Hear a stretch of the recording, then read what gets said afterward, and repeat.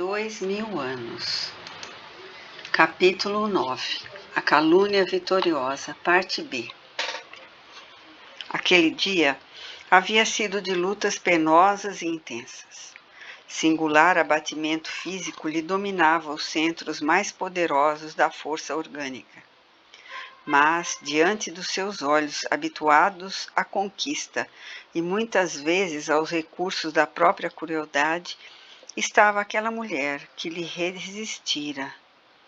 Poderosa algema parecia imantá-lo a sua personalidade simples e carinhosa, e ele mais que nunca desejou possuí-la, tornando-a, como as outras, um instrumento de suas transitórias paixões. O ambiente, sobretudo, conturbava-lhe as fontes mais puras do raciocínio. Aquele gabinete era destinado exclusivamente às suas extravagâncias noturnas, e fluidos entontecedores pairavam em todos os seus escaninhos, embotando os mais nobres pensamentos. Via a mulher ambicionada, perdida por alguns segundos em graciosas cismas, diante da sua presença dominadora. Aquela graça simples, saturada de generosidade quase infantil, e aliada aos olhos límpidos e profundos de Madonna do lar, obscureceu-lhe o cavalheirismo que por vezes aflorava no modo brusco das suas injustiças e crueldades de homem, da vida particular e da vida pública. Avançando como tomado por força incoercível, exclamou inopinadamente, fazendo-lhe sentir o perigo da posição em que se colocara. Nobre Lívia, começou ele na inquietação de seus impuros pensamentos. Nunca mais olvidei aquela noite cheia de músicas e de estrelas que vos revelei pela primeira vez a ardência do meu coração apaixonado. Esqueci por um momento esses judeus incompreensíveis e ouvi ainda uma vez a palavra sincera dos profundos sentimentos que me inspirastes com as vossas virtudes e peregrina beleza. Senhor, teve forças para exclamar a pobre senhora procurando aliviar-se da afronta. Mas o governador, com a ousadia dos homens impetuosos, não teve outro gesto senão o de obedecer a seus caprichos impulsivos, tomando-lhe as mãos atrevidamente. Lívia, todavia, movimentando todas as suas energias, alcançou recursos para se desvencilhar dos seus braços longos e fortes, redarguindo intrépida. Para trás, senhor, acaso será esse o tratamento de um homem de Estado para com uma cidadã romana e esposa de um senador ilustre do Império? E ainda que me faltasse todos esses títulos que me deveriam dignificar aos vossos olhos cúpidos e desumanos, suponho que não devereis falar neste momento com o comezinho dever de cavalheirismo respeitoso que qualquer homem é obrigado a dispensar a uma mulher. O governador estancou ante aquele gesto heróico e imprevisto, tão habituado estava ele aos mais avançados processos de sedução. A resistência daquela mulher espiaçava os desejos de vencer-lhe o orgulho nobre e a virtude incorruptível. Tinha ímpetos de se atirar àquela criatura delicada e frágil, no turbilhão da lascívia e voluptuosidade que lhe obumbravam o raciocínio. No entanto, força incoercível parecia impor-se aos seus caprichos perigosos de apaixonado, inutilizando-lhe as forças necessárias à execução de semelhante cometimento. Neste comenos, a esposa do senador, lançando-lhe um olhar doloroso, onde se podia ler toda a extensão do seu sofrimento e do seu desprezo em face do ultraje recebido, retirou-se profundamente emocionada, com o cérebro fervilhante dos mais desencontrados pensamentos. Antes, porém, que a vejamos sair do gabinete, somos obrigados a retroceder alguns minutos, quando Fúvia solicitou ao sobrinho de seu marido o obséquio de uma palavra em particular, pondo-o ao corrente de tudo o que se passava. O senador experimentou um choque terrível no coração, pressentindo que a prevaricação da mulher estava prestes a confirmar-se diante dos seus próprios olhos, e, contudo, hesitou ainda acreditar em semelhante vilania. Lívia aqui? Perguntou soturnamente a esposa do tio, dando a entender pela inflexão da voz que tudo não passava de criminosa calúnia. Sim, exclamou Fúvia, ansiosa por fornecer-lhe a prova tangível de suas asserções. Ela está em colóquio com o governador no seu compartimento privado, sem ajuizar da situação e da circunstância em que se verifica tal encontro, porque, afinal, Cláudia ainda está nesta casa e, perante a lei, minha irmã é esposa legítima de Pilatos, mal habituado com os costumes dissolutos da corte de onde foi enviado para cá em virtude de sérios incidentes desta mesma natureza. Públio Lentulus arregalou os olhos na sua ingenuidade, dando guarida aos mais horríveis sentimentos, intoxicando-se com o veneno da mais acerba desconfiança, em vista de todas as circunstâncias operarem contra sua mulher, embora jogasse ele no assunto com os mais vastos cabedais da sua tolerância e liberalidade. Sua atitude de expectativa revelava ainda o máximo de incredulidade com respeito às acusações que ouvira, mas, observando a caluniadora, o seu angustiado silêncio acudiu ansiosa, exclamando: Senador, acompanhai-me atrás destas salas e vos entregarei a chave do enigma, porquanto verificareis a leviandade de vossa esposa com os vossos próprios olhos. Desvairais? Perguntou ele, com serenidade terrível. Um chefe de família da nossa estirpe social, a menos que uma confiança mais forte lhe outorgue esse direito, não deve conhecer as intimidades domésticas de uma casa que não seja a sua própria. Percebendo que o golpe falhara, voltou Fúvia a exclamar com a mesma firmeza: Está bem, já que não desejais fugir aos vossos princípios, aproximemo-nos de uma dessas janelas. Daqui mesmo podereis observar a veracidade de minhas palavras, com a retirada de Lívia dos apartamentos privados desse palácio. E quase a tomar o interlocutor pelas mãos, tal o abatimento moral que se apossara dele, a mulher do pretor aproximou-se do parapeito de uma janela próxima, seguida pelo senador que a acompanhava cambaleante. Não foram necessários outros argumentos que melhor o convencessem. Chegados ao local preferido de Fúvia como posto de observação, em poucos segundos viram abrir-se a porta do gabinete indicado, ao mesmo tempo que Lívia se retirava nos seus disfarces Galileu, deixando transparecer na fisionomia os sinais evidentes de sua emoção, como se quisesse fugir de situação que a acabrunhava penosamente. Públio Lentulus sentiu a alma dilacerada para sempre. Considerou num relance que havia perdido todos os patrimônios de nobreza social e política, de envolva com as aspirações mais sagradas do seu coração. Diante da atitude de sua mulher, considerada por ele como indelével e ignomínia, que lhe infamava o nome para sempre, supôs-se o mais desventurado dos homens. Todos os seus sonhos estavam agora mortos, e perdidas terrivelmente todas as esperanças. Para o homem, a mulher escolhida representava a base sagrada de todas as realizações da sua personalidade nos embates da vida. E ele experimentou que essa base lhe fugia, desequilibrando-lhe o cérebro e o coração. Contudo, nesse turbilhão de fantasmas da sua imaginação superexcitada, que escarneciam das suas mentirosas venturas, lobrigou o vulto suave e doce dos filhinhos que o fitavam silenciosos e comovidos. Um deles vagava no desconhecido, mas a filha esperava-lhe o carinho paternal e deveria ser, doravante, a razão da sua vida e a força de todas as suas esperanças.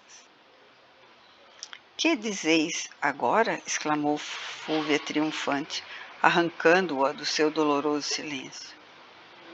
Venceste, respondeu secamente com a voz embargada de emoção. E dando à expressão fisionômica o máximo de energia, voltou ao salão extenso, a passos pesados e soturnos, despedindo-se heroicamente dos amigos a pretexto de leve enxaqueca. Senador, esperai um momento, o governador ainda não voltou dos seus aposentos particulares, exclamou um dos patrícios presentes. Muito agradecido, disse Públio gravemente, mas os prezados amigos hão de desculpar a insistência, apresentando minhas despedidas e agradecimentos ao nosso generoso anfitrião. E sem mais delongas, mandou preparar a liteira que o conduziria de regresso ao lar pelas mãos fortes dos escravos, de modo a proporcionar algum repouso ao coração supliciado por emoções dolorosas e inesquecíveis. Enquanto o senador se retira profundamente contrariado, acompanhemos Lívia de volta à praça, a fim de notificar os dois amigos o resultado improfícuo de sua tentativa. Profundas amarguras lhe pungiam o coração. Jamais pensara na sua generosidade simples e confiante que o procurador da Judéia pudesse receber-lhe a súplica com tamanha demonstração de indiferença e impiedade pela sua situação de mulher. Procurou refazer-se daquelas emoções em se aproximando de Ana e do tio, porquanto lhe competia ocultar aquele desgosto no mais íntimo do coração.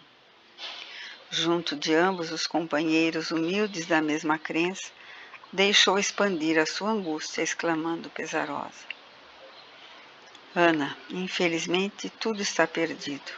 A sentença foi consumada e não há mais nenhum recurso.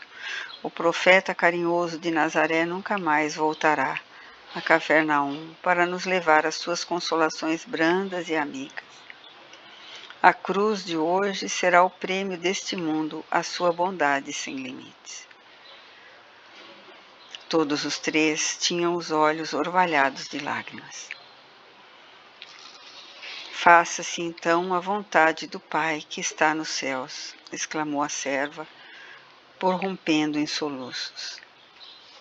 Filhas, disse porém o ancião de Samaria, com o olhar profundo e límpido fito no céu, onde fulguravam as irradiações do sol ardente. O Messias nunca nos ocultou a verdade dos seus sacrifícios, dos martírios que o aguardavam nesses sítios, a fim de nos ensinar que o seu reino não está neste mundo.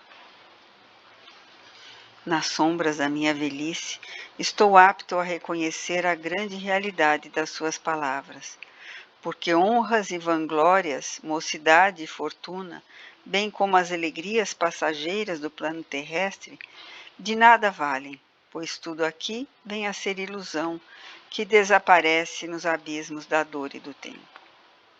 A única realidade tangível é a de nossa alma a caminho desse reino maravilhoso, cuja beleza e cuja luz nos foram trazidas por lições inesquecíveis e carinhosas.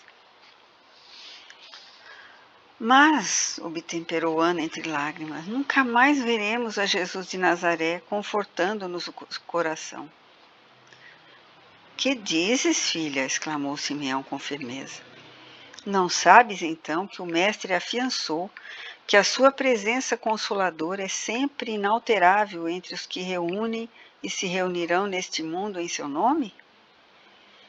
Regressando agora a Samaria, erguerei uma cruz à porta da nossa choupana e reunirei ali a comunidade dos crentes que desejarem continuar as amorosas tradições do Messias. E depois de uma pausa em que parecia despertar sob o peso de pungentes preocupações, acentuou: Mas não temos tempo a perder. Sigamos para o Gólgota. Vamos receber ainda uma vez as bênçãos de Jesus. Muito grato me seria acompanhá-los, retrucou Lívia impressionada. Entretanto, urge volte a casa, onde me esperam os cuidados com a filha. Sei que hão de relevar minha ausência, porque a verdade é que estou em pensamento, junto à cruz do Mestre, meditando nos seus martírios e inomináveis padecimentos. Meu coração acompanhará essa agonia indescritível, e que o Pai dos céus nos conceda a força precisa para suportarmos corajosamente o angustioso transe.